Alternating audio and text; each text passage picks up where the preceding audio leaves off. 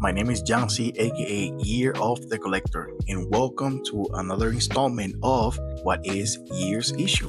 For this episode, we're gonna go over Power Man and Iron Fist number 4 from 2016 by writer David F. Walker, artist Flaviano Armentaro, colorist John Rauch, and letters by Clayton Cowles. In this issue, the writer David F. Walker utilizes a technique known as multiperspectivity. What is that? Well, I'm glad you asked. Multiperspectivity is a characteristic of narration where more than one perspective is represented to the audience. Let me show you how this concept is applied in practice. Luke Cage and Danny Rand became the talk of Harlem after a video of them, Manslaughter Marsdale, went viral. Power Man and Iron Fist have been seen together a lot recently, so people are excited because that means the heroes for hire are back together. All this excitement is manifested through the Joe Jumbo radio show. There, you had Jumbo talking about the heroes for hire and their viral video. So, he started taking calls. Here's caller number 1. The witness who recorded the video that went viral. Here's what he saw. Power Man and Iron Fist were fighting Manslaughter Marsdale next to a hot dog cart. Caller number 1 saw Marsdale pick up the cart. The owner of the hot dog cart was begging Marsdale, but he didn't care. He just threw it. The cart was intercepted by a kick from Iron Fist. There were hot dogs flying everywhere, just pure mayhem. Caller number 2 gets on the show. They don't have a personal account of the event. They only call to clarify that the man on the video identified as Power Man is not Power Man, but Luke Cage. Caller number 2 wanted people to know that Luke Cage does not use the moniker of Power Man at this present time, for there is someone else using that designation. This derailed the conversation of the show towards semantics.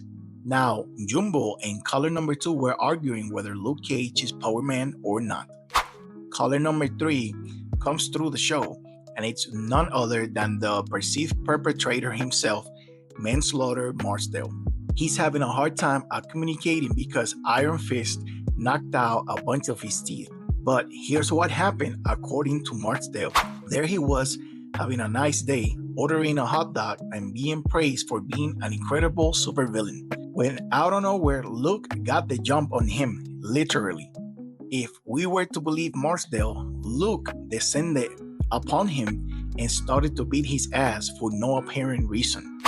Jumbo is skeptical about this version of the story, and he called out Marsdale and his suspicious story. Here's caller number 4, the one and only, the owner of the hot dog cart. Here's what transpired according to him. Manslaughter Marsdale was pressing him for money. That's right. Caller number 4 is publicly accusing Marsdale of running a protection racket on the Joe Jumbo radio talk show. If that wasn't enough, Marsdale demanded free hot dogs as well.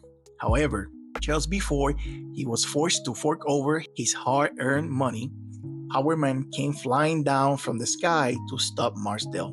Yes, that's Luke Cage, aka Power Man, flying. If you know anything about Luke Cage, you know he's not known for flying.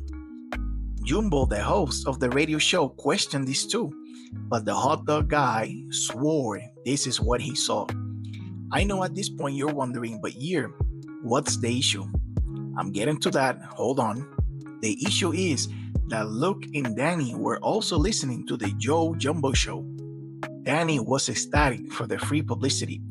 Luke did not share that sentiment though. The moment caller 4 said Luke could fly, he felt some type of way because he in fact cannot fly, and he didn't want this misinformation to spread around, so he decided to do something about it. What did Luke do? He went down to the radio station to offer his account of the events that transpired the day before. As you can imagine, Jumbo was more than happy to accommodate the heroes for hire on his show. First, Jumbo wanted to share how happy the people were to see Luke and Danny back together. Secondly, he wanted to know if it was true that Luke could fly. Short answer was no, full stop. Luke is not here to deny what the callers have been saying about what took place on the viral video. However, there's context that is being left out, obscure, or just simply missing. So, here's what actually happened. 24 hours prior, Danny Rand had built his own version of the fantastic car with instructions he found on the internet. Hella sketchy, right? Luke thought so too. He even asked Danny why it didn't have seatbelts. But Danny, in his infinite wisdom, said Luke shouldn't worry about seatbelts since he was indestructible. I bet you're thinking Danny was right. Luke doesn't need a seatbelt. Well, true. He might have not needed a seatbelt to save his life from a crash, so to speak. But the way Danny drove that thing, Luke's indestructible skin did not protect him from falling off the vehicle, which is exactly what happened. And that's where the POV of the Heroes for Hire is inserted into the story already shared by 4 different witnesses. So, we go back to Manslaughter Marsdale, who was enjoying his hot dog, not knowing the Heroes for Hire were flying above them, when out of nowhere Luke Cage just fell off the sky, landing on the side of a building. As you can imagine, Marsdale was startled by this, and his first reaction was to attack Luke Cage. He threw the hot dog car, which was intercepted by Iron Fist. Finally, Jumbo surmises this whole event to be an accident. It wasn't a personal attack on Marsdale or some sort of policing vendetta from the Heroes for Hire. This comic book issue concludes with Luke and Danny beating Manslaughter Marsdale. Anyways, to recap, multiperspectivity as a narrating technique is applied here with tons of humor because it's told with unreliable witnesses. Caller number 1 only saw the fighting part of the event. Caller number 2 was not a witness, but he wanted to identify correctly the people in the viral video. Caller number 3 called in just to clear his name and paint the Heroes for Hire as the aggressors. Caller number 4 portrays himself as the victim who was saved by the heroes from the big bad guy.